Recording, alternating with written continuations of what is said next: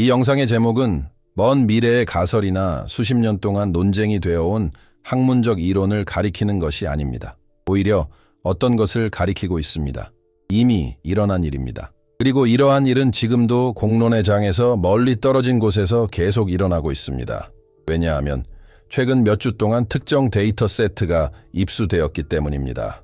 제임스 웹 우주 망원경이로 인해 과학자들은 전례 없는 상황에 직면하게 되었습니다. 즉, 알려진 어떤 물리적 모델에도 들어맞지 않고 자연적인 천체에서는 발생해서는 안 될 행동을 보이는 성간 물체가 나타난 것입니다.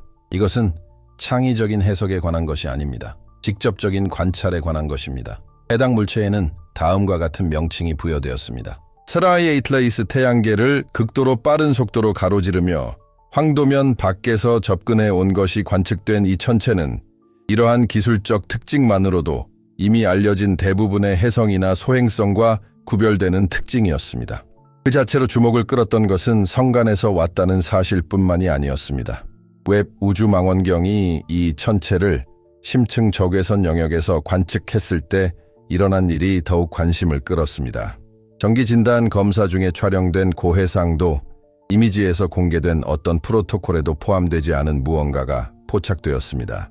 바로 태양을 향한 물체의 면에서 방출되는 집중된 광선이었습니다. 퍼져나가는 꼬리도 아니고 불규칙적으로 반사되는 태양 복사선도 아닌 바로 그 광선의 방출이었습니다. 방향성 명확한 가장자리와 안정적인 강도를 가지고 있습니다. 이 작은 디테일 하나가 모든 것을 바꿔놓습니다.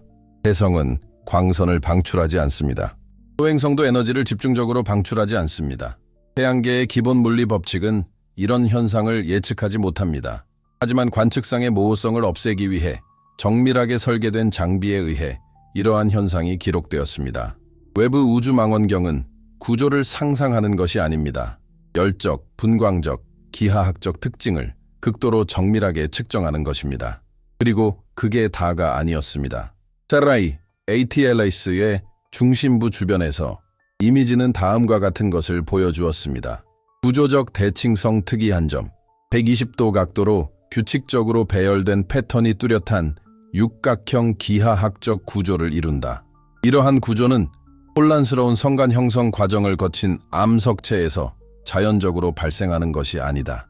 침식, 충돌 또는 얼음 승화의 결과도 아니다. 출처 링크 유럽 남부 천문대사적인 대화에서 그들은 해당 구조를 기능적이라고 표현했다고 하는데 이 용어는 인위적인 맥락이 아니면 거의 사용되지 않습니다. 이는 공개적인 성명이나 공식 발표가 아닙니다. 바로 그 점이 상황을 더욱 심각하게 만드는 것입니다. 과학자들이 공식적인 담론을 피하면서도 사적인 자리에서 신중하게 단어를 고른다면 그것은 무언가 불편한 선을 넘었다는 신호이기 때문입니다. 세라이 에이틀레이스의 행동은 물리적 역학을 순차적으로 분석하기 시작하면서 더욱 불안하게 느껴졌습니다. 해성을 관측하기 시작한 이래 처음으로 이 천체의 꼬리가 태양에서 멀어지지 않고 오히려 태양을 향하고 있는 것이 관찰되었습니다. 그를 향해 있는 태양 복사압이 입자를 별에서 밀어낸다는 원리를 정면으로 위반하는 것입니다. 초기 가설은 이 현상을 비등방성 먼지 분출이나 극단적인 승화 효과로 설명하려 했습니다. 하지만 시뮬레이션은 모두 실패했습니다. 이유는 간단합니다. 꼬리 부분이 다음과 같은 현상을 보이지 않았기 때문입니다. 불규칙 그것은 대칭적이고 안정적이었으며 펄스형이었다. 웹의 데이터는 물체의 자전 주기와 동기화된 규칙적인 온도 변화를 보여주었는데 그 주기는 약 16시간이었다. 각 변화는 에너지 최고점에 이어 급격한 하강을 동반했는데 이는 연속적인 자연 과정이 아니라 활성화 및 휴식 주기와 유사한 패턴이었다. 또 다른 기술적 세부사항이 즉시 우리의 관심을 끌었습니다. 꼬리에 존재하는 입자들은 일반적인 우주 먼지처럼 태양 복사 에너지를 흡수하지 않았습니다. 특정 파장을 선택적으로 반사했습니다. 에너지를 체계적인 방식으로 되돌려주는 것. 물리적으로 말하면 단순히 빛을 반사하는 것이 아니라 조작하는 것을 의미합니다. 이러한 현상은 자연현상이 아니라 공학적 개념으로서 방사선 기반 추진의 이론적 개념에서 수년간 연구되어 왔습니다. 이 시점에 이르러 논의는 이게 뭐지? 에서 이게 왜 여기에 있지? 로 바뀌었다. 따름 ATLAS의 궤적은 퍼즐의 다음 조각을 제공했습니다. 높은 궤도 경사각으로 태양계에 진입한 후 이 물체는 화성, 금성, 목성을 중력적으로 근접 통과하는 정밀한 궤도 운동을 수행했습니다. 이러한 궤적은 무작위적인 것이 아닙니다. 이는 장거리 유인 탐사에서 에너지를 절약하고 속도 벡터를 조정하는 데 사용되는 것과 동일한 논리입니다. 하버드 천체 물리학자 아비가 읽습니다. 논란을 불러일으키는 입장을 자주 표명하는 그는 이러한 궤적이 우연히 발생할 확률이 통계적으로 무시할 수 있을 정도로 낮다고 공개적으로 밝힌 몇 안 되는 인물 중 하나였다. 그의 예비 계산에 따르면 그 확률은 10억 분의 1도 채 되지 않는다. 더욱 당혹스러운 점이 하나 더 있습니다. 바로 그 물건입니다. 속도를 늦추지 마세요. 중력 보조를 받는 동안에는 가속됩니다. 이는 오로지 중력의 영향만 받는 수동적인 물체에 예상되는 거동과 모순됩니다. 게다가 이 경로는 태양계 내부를 체계적으로 관측하기에 이상적입니다. 약간의 경로 변경만으로도 주 항로를 크게 바꾸지 않고 탐사선을 발사하거나 데이터를 기록하거나 행성의 중력장을 매핑할 수 있습니다. 이것은 추측이 아닙니다. 이것은 궤도 수학입니다. 이 데이터가 과학 연구팀들 사이에서 공유되는 동안 그래프와 보고서 밖에서는 그에 못지않게 중요한 일이 벌어지고 있었습니다. 바로 침묵이었죠. 어떠한 공식 발표도 없었습니다. 하다 안에 미국 우주사령부는 아무런 성명도 발표하지 않았고 기자회견도 없었다. 설명 지금까지 관측된 가장 큰 성간 물체가 알려진 물리 법칙과 일치하지 않는 행동을 보인 이유는 무엇일까요? 이 침묵은 중립적인 것이 아닙니다. 그것은 하나의 결정입니다.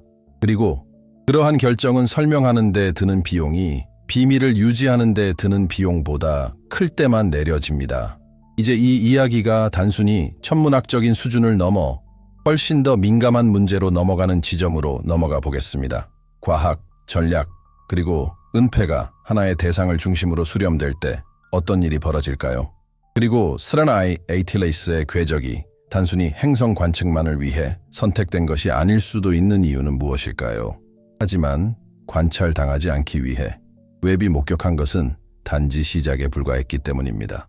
발표된 내용을 접하고 나니 질문은 더 이상 사르나이 ATLAS란 무엇인가가 아니라 훨씬 더 불편한 질문으로 바뀌었다. 왜 이 대상에 대한 기관들의 반응은 우리가 이전에 보아왔던 모든 것과 이토록 달랐을까? 천문학적 이상 현상은 새로운 것이 아니기 때문입니다.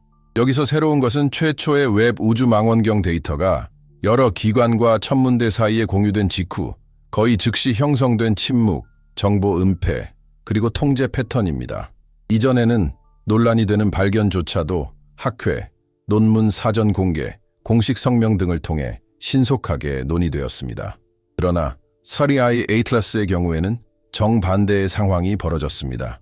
전통적으로 과학적 우선권을 놓고 경쟁하던 연구팀들은 대화를 완전히 중단했습니다. 추가 관측 시간 요청은 명확한 기술적 근거 없이 거부되었습니다. 또한 독립연구자들의 보고서를 종합해보면 일부 천문대는 해당 천체에 대한 심층 분석을 중단하라는 공식 지시를 받은 것으로 나타났습니다. 이러한 종류의 간섭은 과학계에서 비롯된 것이 아닙니다. 과학계보다 상위의 세력에서 비롯된 것입니다. 학계 외부로 이 현상이 확산되었다는 첫 번째 징후 중 하나는 유출된 문서에서 나타났습니다. 아로사나의 TLAS는 공식적으로 이상 공중 및 해상 현상 연구에 전념하는 부서이지만 내부 보고서에 따르면 비정형 위협 시나리오, 시뮬레이션에 포함된 것으로 나타났습니다. 여기서 비정형 위협이란 직접적인 물리적 충격을 의미하는 것이 아니라 요격, 지속적인 감시 또는 기밀 유지가 불가능한 전략적 불확실성을 의미합니다. 그 물체는 시속 13만 킬로미터가 넘는 속도로 이동하고 있습니다. 현존하는 인간의 기술로는 따라잡을 수 없습니다. 어떤 행성 방어 시스템도 이와 같은 물체에 대응하도록 설계되지 않았습니다. 그런데도 그 물체는 아무런 제약 없이 태양계 내부를 가로지르고 있습니다. 이것이 바로 한계점입니다. 현대 과학은 예측 가능성을 기반으로 작동합니다. 어떤 현상이 이러한 논리에서 완전히 벗어날 때 그 영향은 기술적인 차원을 넘어 심리적, 문화적인 차원까지 미칩니다.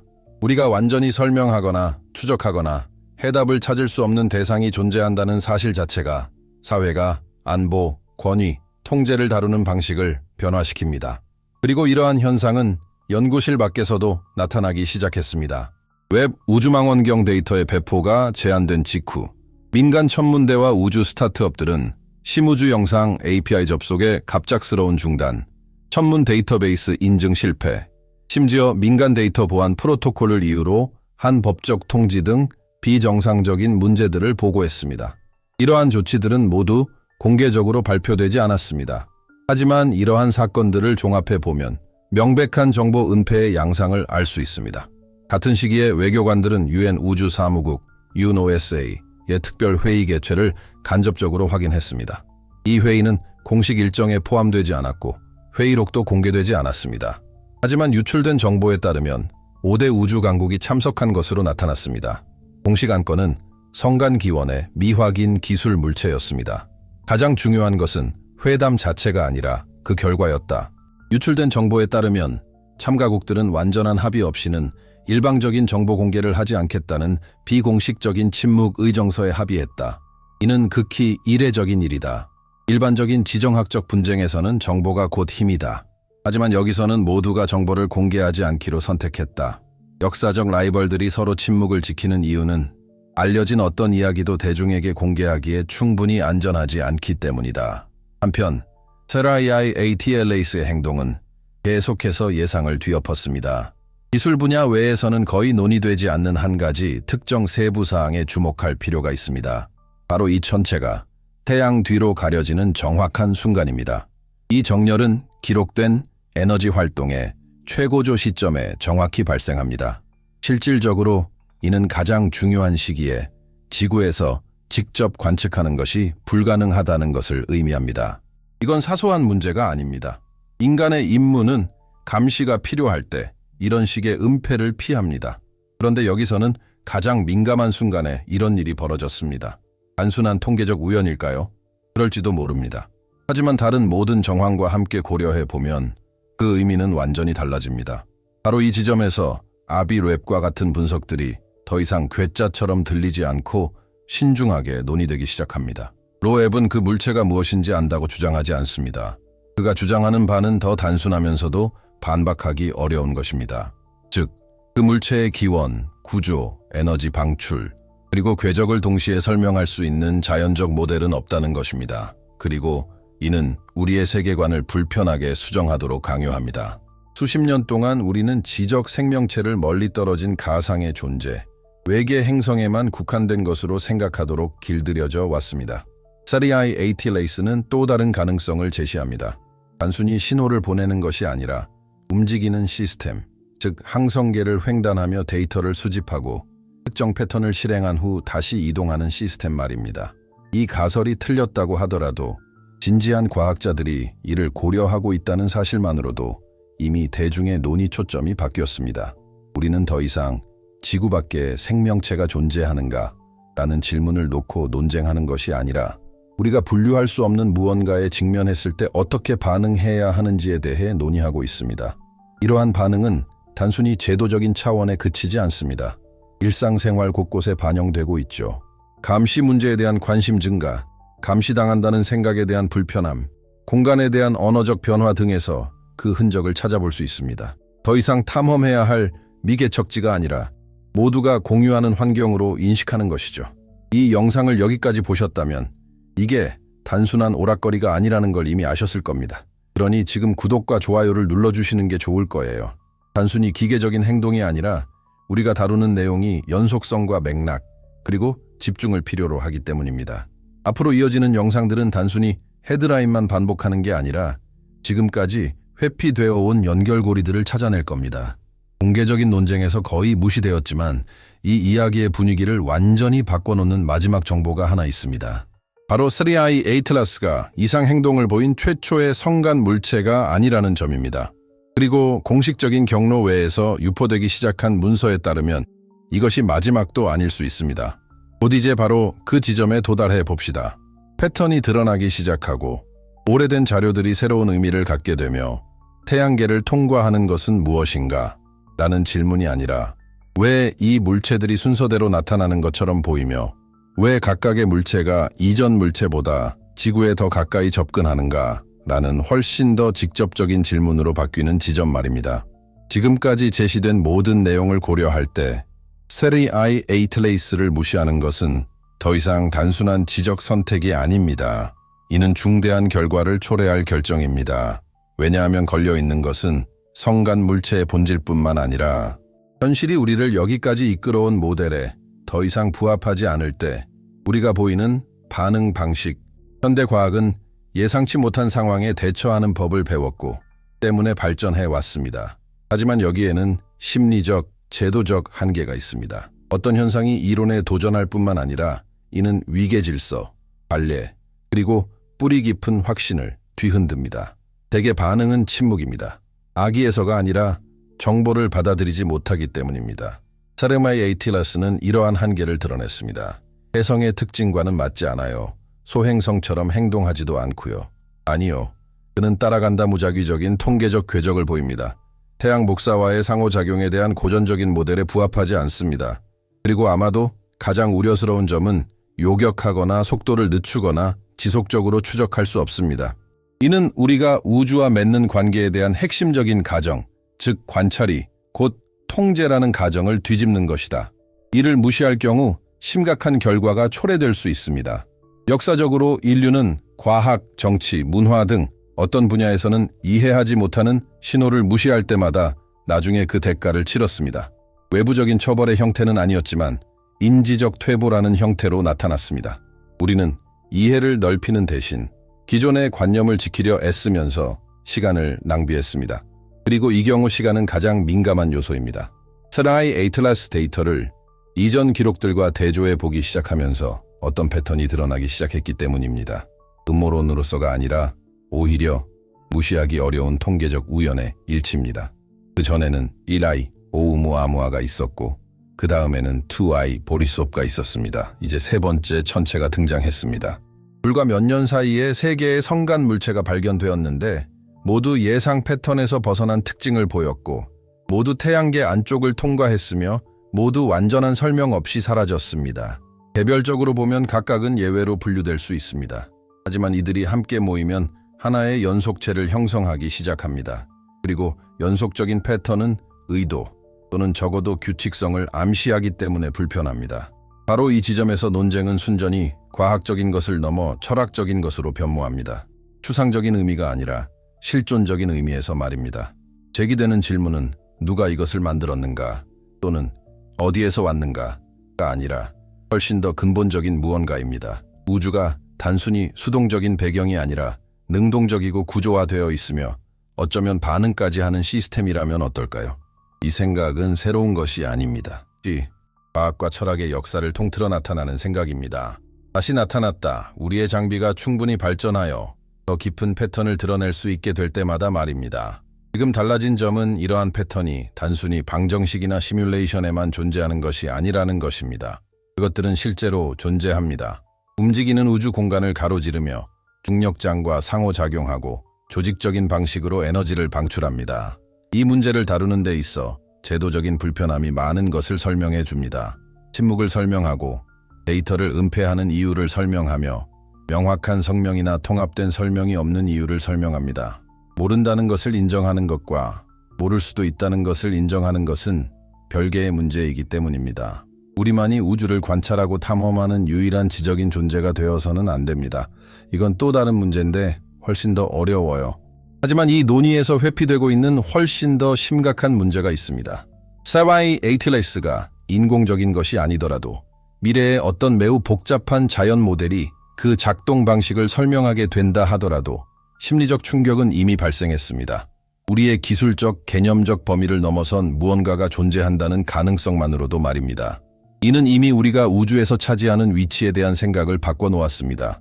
그리고 그것이 모든 것을 바꿔놓습니다. 방식을 바꾸세요. 우리는 침묵을 해석한다. 우주적인 현상입니다. 이는 관찰과 감시에 대한 우리의 관점을 바꿔놓습니다. 심지어 의식에 대한 우리의 생각까지도 바꿔놓습니다.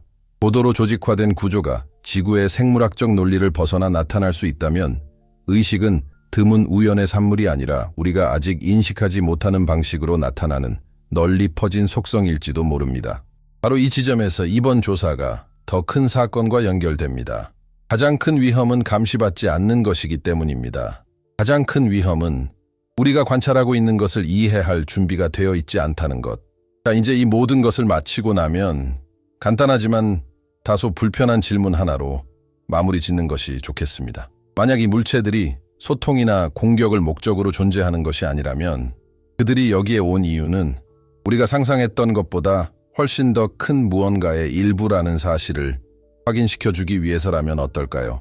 이 생각이 불편하게 느껴진다면 이 영상에 좋아요를 누르고 채널을 구독한 후 댓글을 남겨주세요.